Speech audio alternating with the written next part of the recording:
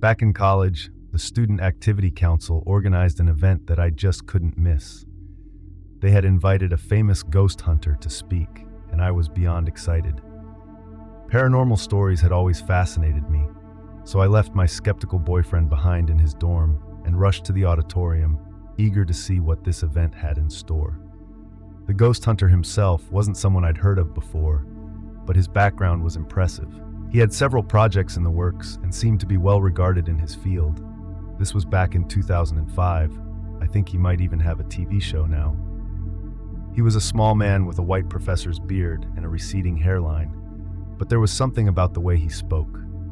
His passion for the afterlife was infectious. Whether he genuinely believed everything he claimed or was just a master storyteller, he had us hanging on every word. He shared some video clips from his investigations, creepy and intriguing moments that made the audience gasp.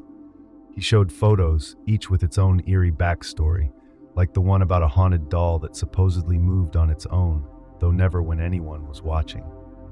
The stories were chilling, and I could feel the collective tension in the room rising. Toward the end, he opened the floor for questions.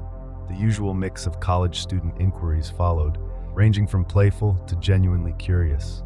Then, gathering my courage, I raised my hand. The ghost hunter spotted me and smiled. "Yes, you, the girl in the white shirt?" "Hi," I said nervously, my voice betraying my excitement and unease.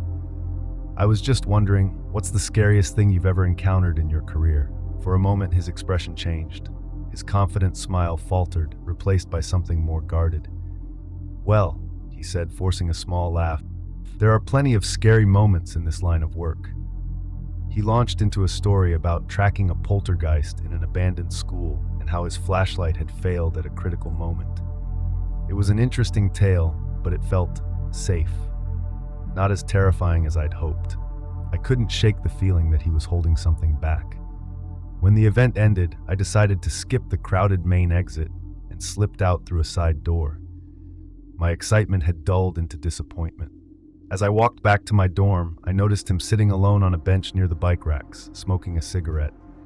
I tried to pass by unnoticed, but his voice stopped me. "Hey, kid," I froze. Then, feeling awkward, I turned to face him. "I'm sorry," I blurted. "If my question upset you, I didn't mean..." He shook his head and patted the bench beside him. "Sit down." I hesitated. He seemed harmless, but the intro to university classes on stranger danger echoed in my mind. Still, curiosity won out. I sat, keeping a cautious distance. He exhaled a plume of smoke, staring ahead. "I didn't tell the truth back there," he said quietly. "About the scariest thing." "I figured," I admitted. "What I'm about to tell you," he began, his voice low, "isn't something I share lightly." He launched into a story from the 1970s, when he was still new to ghost hunting. A family had reached out, claiming their teenage son was possessed. The boy's behavior had grown increasingly violent, culminating in an assault on a relative. Desperate, they sought help. The house was an old Victorian with a dark, unsettling basement. 4 large drains were embedded in the concrete floor, a feature he found odd for a residential home. Despite 2 weeks of investigation, he found no concrete evidence of paranormal activity. The family's claims, he concluded, stemmed from the son's psychological struggles. He recommended therapy and prepared to leave. But on his last night, as he reviewed his notes in the kitchen, he heard a noise from the spiral staircase. Looking up, he saw something descending. It wasn't walking or floating, but simply moving toward him. Faceless, yet unmistakably watching him, it spoke directly to his mind. "You know what he did to us." Paralyzed by fear, he fled the house, abandoning his papers and equipment. The family moved shortly after. Haunted by guilt, he researched the house's history and discovered its past as a mortuary. Later, a scandal involving the mortician hinted at unspeakable acts. "The drains," he said, voice trembling. "I finally understood what they were for." He looked at me, his eyes heavy with the weight of his memories. "That's the scariest thing I've ever encountered, not because of what I saw, but because of what I came to know." We sat in silence, the air thick with unspoken emotions. Then he stood, extinguished his cigarette, and walked away. That night stayed with me, but it faded over time, overshadowed by the routines of adult life. Until last week, when I moved in with my fiancée. While unpacking, I ventured into the basement to store some boxes, and there, in the center of the room, was a large, slotted drain. Now every creak, every shadow in the basement fills me with dread, because I can't stop wondering what I might come to know. This isn't your typical story of love at first sight. In reality, it's kind of a love horror story. I was 17, and she could have been 30 in ghost years for all I knew, had I known she was dead, which I didn't at the time. Are ghost years even a thing? I first encountered her on the bus on my way to school. My mom and I had moved to the countryside, and I attended school in a small farm town in the Midwest. The bus picked me up at 6:30 a.m. every day. I was the second one to get picked up on the route and the second to last to be dropped off. The girl I had a crush on was the first to be picked up and the last to be dropped off. The bus driver greeted everyone by name every morning, so I knew all 12 or so people on that bus as if they were family. Except for her. She was the one mystery among them. I was quiet and kept to myself because I got picked on a lot. Dalton, the bane of my existence, was also on that bus. He was the epitome of an asshole. He loved to remind me about my dad leaving and my mom's odd behavior. I loved my mom, but on that bus, I selfishly despised her for the life I'd been given, even though deep down, I knew it wasn't her fault. I saw the girl every day on the bus, but never outside of it. I figured we just didn't share any classes. She always wore a pastel, spring-esque dress that seemed to radiate warmth. Her deep brown hair and fair skin contrasted like the moon against the night sky. I never saw her eyes because she was always looking down or out the window. I wanted to talk to her, to hear her voice, to learn her name, but I was always too chicken. One day I decided to muster the courage to talk to her. It had been a terrible day at school. Dalton humiliated me twice, and I got in trouble for something I didn't even do. I figured, why not use this bad day as motivation? If I got rejected, it wouldn't hurt more than my already crappy day. At the end of the school day, I got on the bus and saw her sitting alone. My heart was pounding, but I made my way to her and sat down. She didn't look at me. I awkwardly said, "Hey, I've seen you on the bus forever, but I never got your name. I'm John." She didn't answer. Trying to recover, I blurted, "I like your dress. It vibes a warm spring." "John, you idiot," I thought. But then she slowly raised her face. For the first time, I saw her eyes, a milk chocolate brown that melted me into a puddle. She looked shocked, almost terrified. "You can see me?" she asked. "Of course I can see you. Why wouldn't I?" I replied, confused. "Because no one ever notices me. No one ever did," she said. "What do you mean? How does someone like you not get noticed?" "You're really beautiful," I said. Her expression changed. She seemed startled, even more than before. "Beautiful? What?" she asked, as if she'd never heard the word before. "Yeah, you're pretty," I said, fumbling. And then she dropped the bombshell. "You know I'm dead, right?" "Wait, you're what?" To prove it, she reached for my hand, and it passed right through. A chill ran through me where she touched me. She told me her name was Luna, and that she died 18 years ago on this very bus. She had been bullied just like me, and one day, a confrontation with a bully escalated. Her brother had tried to defend her, but the bully pulled a knife. When the bus driver slammed on the brakes, Luna was thrown forward, and the knife pierced her neck. She died before the ambulance arrived. Since then, she'd been stuck on the bus, invisible and unnoticed. Listening to her story, I was overwhelmed. Here was the girl I'd been dreaming about, and she wasn't even alive. I couldn't hold her hand or touch her. She could see my sadness. "I like you, John," she said. "If I were alive, I could see myself dating you." But her voice trailed off. Our moment was interrupted by Dalton. "Hey, shithead, talking to yourself now? Crazy must run in the family," he sneered. Luna whispered to me, "I'll fix this." She glided toward Dalton.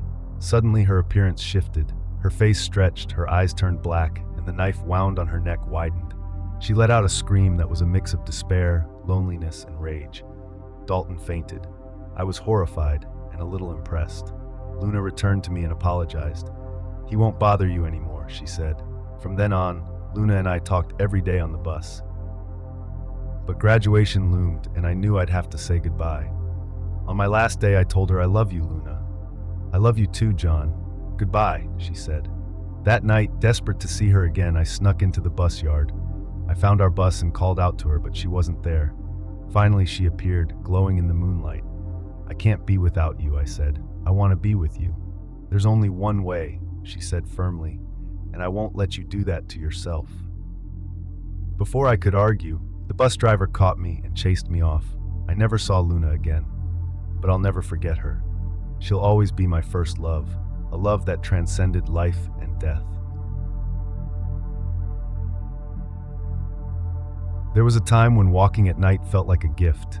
It was my escape, my way to clear my head and leave behind the noise of the day. Life could get overwhelming. 2 young boys at home, a demanding job, and responsibilities pulling me in every direction.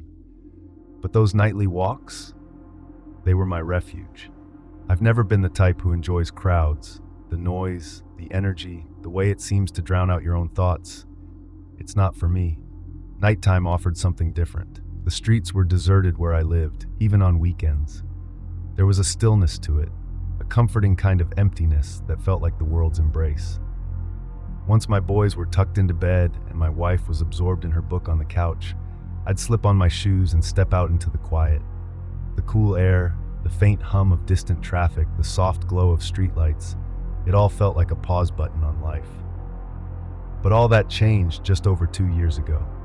It was a night in April, the kind of in-between weather where winter hasn't fully let go, but spring is trying to push through. I'd been walking for about 20 minutes, my steps slow and aimless.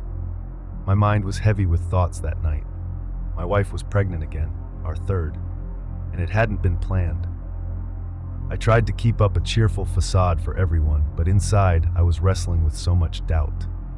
Could we afford another baby? Would I have the time and energy to be the father this child deserved? It felt like life was asking me to stretch myself even thinner, and I wasn't sure how much more I could give. I remember passing closed shops, a bakery and a newsagent, their dark windows staring back at me. Something about them unsettled me.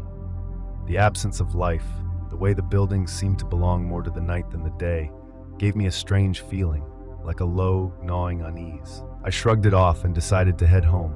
I'd had enough wandering for one night. The quickest way back took me past a small play park. It was a place my sons loved during the day, full of laughter and joy. But at night, it transformed. The cheerful colors of the equipment faded into the shadows, and the park took on a darker, more sinister tone. That night, it felt especially eerie. The dim streetlights cast long, flickering shadows over the swings and climbing frames, turning them into strange, looming shapes. Still, it was just a shortcut. I'd cross the park in less than a minute and be one step closer to the warmth of home. I pushed open the small gate and walked in. The gravel crunched beneath my feet, the only sound in the oppressive silence. About halfway across, I heard something that made me stop. It was faint at first, but unmistakable. The rhythmic squeak of metal turning. I turned my head towards the play area and saw the roundabout spinning. There was no wind. The night was perfectly still. And yet the roundabout turned, slow and deliberate, as if someone had given it a strong push. I knew that roundabout well. It was heavy, solid metal. My boys loved it. I'd spun them on it countless times, laughing as they squealed in delight. But there was no delight here. Just that slow, hypnotic spin and the eerie squeak of metal. As I stood there, trying to rationalize what I was seeing, I suddenly became aware that I wasn't alone. Out of the corner of my eye, I saw a figure. A man standing no more than a few feet away. He was older, maybe in his 50s, and dressed in dark clothing. His face was pale, almost gaunt, and his eyes were fixed on the roundabout. I hadn't heard him approach, and that alone set my nerves on edge. "I used to push my daughter on that," he said, his voice flat and devoid of emotion. "I managed a week." Oh, my mind was racing, trying to piece together how he'd appeared so suddenly, why he was here, and why he felt so wrong. "She loved that roundabout," he continued, still not looking at me. "I've seen you here before, with your boys. They love it too, don't they?" A cold shiver ran down my spine. He'd been watching me, watching my kids. I didn't recognize him. Not even faintly. "Yeah," I replied, forcing a polite tone. "They do. Well, I'd better be getting home. Enjoy your night." I turned to leave, but before I could take a step, his hand shot out and grabbed my arm. His grip was ice cold and impossibly strong. "She won't stop," he said, his voice trembling with something between fear and despair. "She won't let me leave." I pulled at my arm, but he wouldn't let go. His eyes, wide and haunted, finally met mine. "You have to push. You have to help me." "Let go," I said firmly, my voice shaking. "I don't want any trouble." But he didn't let go. Instead, he began dragging me towards the roundabout. The closer we got, the more intense the dread in my chest became. I knew deep in my gut that something waited there, something I wasn't ready to face. The roundabout came to a sudden stop as we reached it, the squeaking silenced. The man's face twisted in agony. "She's waiting," he whispered. I tried to yank my arm free again, but his grip tightened. His other hand reached out and pressed mine against the cold metal of the roundabout's edge. "Push," he commanded. And then I heard it, a laugh, high-pitched and childlike, but filled with a malice that made my skin crawl. It echoed around the park, though there was no one else in sight. I felt the coldness from the metal seep into my hand, traveling up my arm. The man's grip loosened as he began to laugh along with the ghostly sound. "Thank you," he said, his voice breaking. "Thank you." Panic surged through me. I wrenched my hand away from the roundabout and stumbled backward. The laugh turned into a piercing scream, and the man's face contorted in pain. In the chaos, I turned and ran. My legs felt like lead, and the air around me seemed to thicken, but I pushed forward. I didn't stop until I was back on the street, the safety of streetlights surrounding me. When I looked back at the park, I saw the man again, standing at the roundabout, his hands gripping it as it turned, and on it, a faint figure of a girl in a white dress. I never went back to that park. The council removed it months later, citing low usage. But I know the truth. That park wasn't for the living anymore.